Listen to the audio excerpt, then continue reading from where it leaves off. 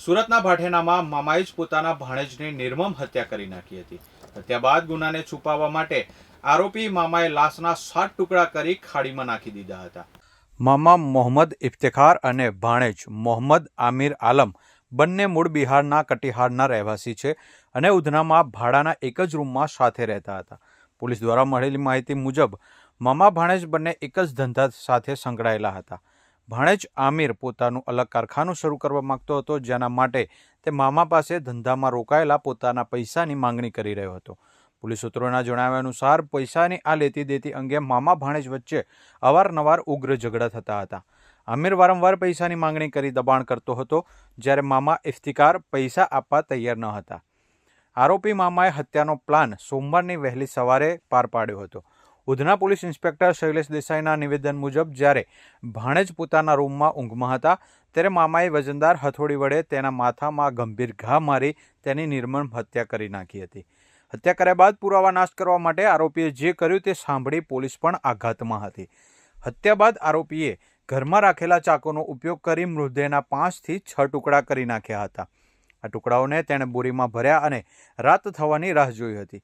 ત્યારબાદ હત્યાના બીજા દિવસે રાત્રે તેણે રિક્ષા મારફતે આ બોરીઓ લઈ જઈને ભઠેનાની ખાડીમાં ફેંકી દીધી હતી, જેથી ભાણેજના મૃતદેહના ટુકડા કોઈના હાથમાં ના આવે અને ગુનો છુપાવી શકાય।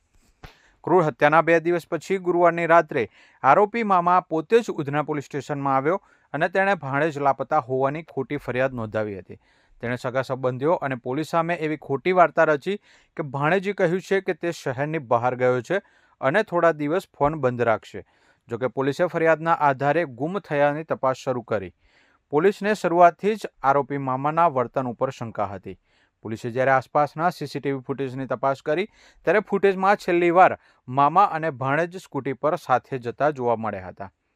પોલીસે આ જ આધાર પર મામાની આકરી પૂછપરછ શરૂ કરી હતી। શરૂઆતમાં આરોપી પોતાની મનઘડંત કહાની પર અડગ રહ્યો, પરંતુ પોલીસે જ્યારે વૈજ્ઞાનિક ઢબે અને સખ્તાઈથી પૂછપરછ કરી ત્યારે તે ભાંગી પડ્યો હતો અને આખરે તેણે પૈસાની લેવડ દેવડના વિવાદમાં ભાણેજની હત્યા કરી અને લાશના ટુકડા કરી ખાડીમાં ફેંકી દીધાની કબૂલાત કરી હતી। પોલીસે તુરંત જ મામા મોહમ્મદ ઇફ્તિખાર વિરુદ્ધ હત્યાનો ગુનો નોંધી તેની અટકાયત કરી લીધી છે। ત્યારે ઉધના પોલીસે હત્યામાં વપરાયેલ હથોડી અને ચાકુ સહિતના પુરાવો જપ્ત કરવા તથા ખાડીમાં ફેંકાયેલા મૃતદેહના ટુકડાઓ ફાયર વિભાગના અધિકારીઓની મદદથી શોધવા માટેની કાર્યવાહી હાથ ધરી હતી। बिजनेस चला रहा था, बाद में ये लोग का अलग हुआ। अलग होने के बाद बोल रहा था 50-50 कर लो कर्जा, तो दोनों आधा आधा भर ले। तो मेरा मामा नहीं मारा, नहीं माना। वो रूम पे गया संडे को रात को, उसका हत्या कर दिया। हत्या करने के बाद उसको बोरी में करके गार्डर में फेंक दिया। बाद में पुलिस वाला उसको पकड़ लिया, हत्यारे को। अभी थाने पे हो जामा है। मेरा कहने का मतलब एक ही है, मेरा भाई का बदला भाई नहीं चाहिए, मेरे को इंसाफ चाहिए, फांसी होना चाहिए। सरकार से यही गुजारिश है, मेरा भाई का इंसाफ मिलना चाहिए और मुजरिम को सज़ा मिलना चाहिए फांसी का। क्या नाम है आपके भाई का और मारने वाले का नाम? मारने वाले का नाम है इफ्तिखार और मरने वाले का नाम है मोहम्मद आमिर। मेरा भाई है। पहले उसका सर पे मारा हथौड़ी से 3-4 बार किया, पुलिस वाला जो बताया जांच करके। उसके बाद हथौड़ी से मारने के बाद उसको बाथरूम में घुसा दिया। बाद में चाकू लाके उसको चाकू से 4-5 टुकड़ा करके बोरी में भर के गार्डर में फेंक के आया। 4-5 अलग अलग जगह में फेंका। ये जानकारी मिला पुलिस वाले से। ઉધના પોલીસ સ્ટેશન વિસ્તારમાં જે ભાટીના બ્રિજ છે એની પાસે જે વ્યક્તિ રહે છે મોહમ્મદ આમિર આલમ રહે એજન્ટ, જેમની ઉંમર છે આશરે 26ની આસપાસ।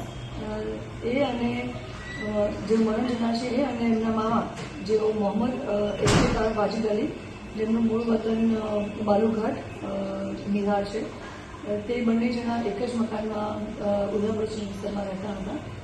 વર્ષોથી 10 વર્ષથી 8-10 વર્ષથી તેઓ બંને પોતે સાથે જ બિઝનેસ કરતા હતા, જેમાં ખાતાનું એમનું કામ ચાલતું હતું, જેમાં દુપટ્ટા બનાવવા, લેગિંગ્સ બનાવી આ બંને જણા ભાગીદારીમાં કામ કરતા હતા। બંને વચ્ચે ફાઇનાન્શિયલી મંદબુક થતાં જે આરોપી છે મોહમ્મદ ઇફ્તિખાર વાજીદ અલી, જેઓ એમના મરણ જનારના મામા થાય છે, એમણે કીધું કે મને તું મારો જે બાકીનો હિસાબ બાકી છે એ આપી દે અને જે ખાતાના મશીનો છે એ પણ મને અલગથી આપી દે, કારણ કે મારે અલગથી ધંધો પાણી કરવો છે, આપણે બંનેને અત્યારે ફાવતું નથી સાથે। તો જે મરણ જનાર છે ગવર્નર છે મોહમ્મદ આમિર આલમ, જેમણે કહ્યું હતું કે અત્યારે હું હિસાબ કરવા માટે થઈને સક્ષમ નથી અને સામે દિવાળી પણ આવી રહી છે, તો બધું કામ પતાયા પછી આપણે હિસાબ કરીશું અથવા તો અત્યારે આપણે સાથે મળી અને કામ કરીએ અને તમારે ઉતાવળ હોય તો અત્યારે હું આ હિસાબ કરી શકું એમ નથી. જે બાબતે વાત કરતા જે આરોપી છે એમના મામા છે મોહમ્મદ ઇખ્તિયાર વાજીદ, તેઓ ગુસ્સે થઈ ગયેલા હતા અને તેમણે મનમાં જ 1 મહિનાથી પ્લાન કર્યો હતો કે હવે હું આ જે મારું ભાણો છે એનું કોઈ પણ રીતે હું નિકાલ કરી દઈશ. આ બાબતે એણે ઘણું બધું સર્ચ કર્યું, જોયું કે કેવી રીતે મર્ડર થઈ શકશે.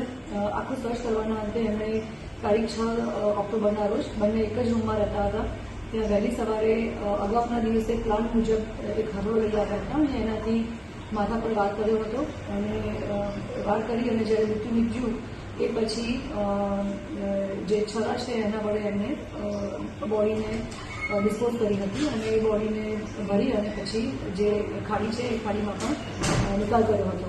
આ બાબતના સીસીટીવી ફૂટેજીસ પણ પોલીસે કબજે કર્યા છે. સૌથી પહેલાં 1 દિવસ અગાઉ અમારી પાસે જે મરણ જનાર છે એના સગાભાઈ કે બીજા એક્સિડન્ટ ફેમિલી ત્યાં જ આજુબાજુમાં રહે છે અને ધંધો કરે છે, એ લોકો પોલીસ પાસે આવ્યા હતા કે અમારો ભાઈ 4 દિવસથી મિસિંગ છે. પોલીસે મિસિંગની તપાસ કરતા લાસ્ટ સીન ટુગેધરમાં એમના મામાને બોલાવ્યા હતા, કારણ કે એમના સાથે જ રહેતા હતા અને મામાને બોલાવતા અને ઇન્ટ્રોગેશન દરમિયાન મામા તૂટી ગયા હતા અને તેમણે કબૂલાત કરી હતી કે આ રીતે અમારે બંનેને ધંધામાં જે મંજૂર થયું હતું અને ફાઇનાન્શિયલ ઇસ્યુઝ જે ડીલ કરતા હતા એમાં જ ગુસ્સે આવી અને મેં ભાણાને મારવાનું નક્કી કર્યું હતું અને આખી ઘટનાને આ રીતે અંજામ આપ્યો છે. તો મિસિંગમાંથી અમે અત્યારે મર્ડરનો ગુનો પણ દાખલ કર્યો છે. જે વેપનથી અમે મૃત્યુ નિપજાવ્યું હતું વેપન પણ અમે લોકોએ પોલીસે કબજે કર્યું છે. એમાંથી જે વાળ અને બ્લડના નમૂના સેમ્પલ્સ મળ્યા છે એ પણ અમે FSLમાં મોકલાયા છે અને DNAના આધારે આગળની પ્રોસેસ પણ કરીશું, પરંતુ એ સેમ્પલ મળ્યા છે એના આધારે અમે આગળનો ગુનો પણ દાખલ કર્યો છે. આરોપી પણ અમે અટક કરી દીધો છે. સાહેબ, એને આ પ્લાન કેવી રીતે આવ્યો કે લાશના કટકા કરીને ખાડીમાં ફેંકી દેવાનો વિચાર કેવી રીતે આવ્યો? એનું ઇન્ટ્રોગેશન દરમિયાન જે અમે પૂછપરછ કરી, આરોપીનું એક જ માનસિકતા હતી કે બને ત્યાં સુધી કોઈ વસ્તુ કે પુરાવો રાખવો જ નહીં કે જેના કારણે થઈ અને હું પકડાઈ શકું, મીન્સ આરોપી પકડાઈ શકે અને કોઈને મારા પર શક ના જાય એ માટે થઈને કોઈ નિશાન જ ન રાખવા એ રીતે મર્ડર કરવું આ એનો પહેલેથી પ્લાન હતો અને પોતે સિદ્ધતાપૂર્વક બચી જાય અને પૈસા અને મશીનો પોતે વાપરી શકે અથવા તો બધું વેચી અને પોતે વેતનમાં જઈને પણ એ પૈસાથી નવો ધંધો શરૂ કરી શકે અને પોતે પોલીસના ચોપડે કે પોલીસ પાસે પકડી ન શકે એવી એક માનસિકતા સાથે જેણે આખું કામ કર્યું હતું અને પ્લાન કર્યો હતો. સાહેબ, એવું મામાએ કહ્યું હતું કે પોલીસ કે લફડે મેં નહીં પડના ત્યારે જ પોલીસને શક ગયો, કારણ કે ભાણે જ મિસિંગ હોય ને જ્યારે મામા આવશે ત્યારે. મેં જે અગાઉ કીધું એમ જે મિસિંગ હતું અને મિસિંગના ઇન્ટ્રોગેશન મિસિંગ વખતે જે ઇન્વેસ્ટિગેશન પોલીસનું ચાલ્યું એમાં લાસ્ટ સીન ટુગેધર અને મામા સાથે આમ પણ મરણ જનાર રહેતા હતા, તો એનું ઇન્ટ્રોગેશન કરવું અને એમની પૂછપરછ કરવી ખૂબ જરૂરી હતી. ત્યારે જ મરણ જનારના ભાઈ કે જેઓ મિસિંગની જાહેરાત આપવા માટે પોલીસ સ્ટેશન આવ્યા હતા એમણે કીધું કે અમારા મામા પોલીસ સ્ટેશને આવવા તૈયાર નથી અને એમણે કીધું કે મારે પોલીસના રફામાં પડવું નથી અને હું મારી રીતે મામા ભાણેજની પણ તપાસ કરી રહ્યો છું અને તમે પણ તમારી રીતે તપાસ કરી શકો છો અથવા પોલીસ પાસે જઈ શકો છો. એટલે એ જ એક શંકાસ્પદ નિવેદન હતું જેના આધારે પોલીસે આવું ઇન્વેસ્ટિગેશન કર્યું, મામાને બોલાવ્યા અને ઇન્ટ્રોગેશનમાં આખી હકીકત સામે આવી. કેટલા કટકા કર્યા છે પ્રાથમિક રીતે સામે આવ્યું? બ્રુટલી મર્ડર કર્યું છે અને એનું પુરાવાના નાશ કરવા માટે જેણે આ પ્રકારે બ્રુટલી મર્ડર કર્યું અને ડેડ બોડીનો નિકાલ કર્યો. અત્યારે લાશના કોઈ ટુકડા મળી આવ્યા છે ખરા? કેવી રીતે સર્ચ કરવામાં આવ્યું છે? અમે લોકોએ FSLને અને ફાયર બ્રિગેડની ટીમને સાથે રાખી, મ્યુનિસિપલ કોર્પોરેશનમાંથી ફાયર બ્રિગેડની ટીમને સાથે રાખી અને એ લોકોની જે લોકોની પાસે રિસોર્સિસ છે જેમાં બોટ છે, બોટમાં અંદર જેટલા પણ ઇન્સ્ટ્રુમેન્ટ્સ છે એની સાથે આખું ખાડીને પણ ખોદી રહ્યા છે, પાણીને પણ સર્ચ કરી રહ્યા છે અને ટીમો પણ ત્યાં 24 કલાકથી કાલ બપોર કાલ સવારથી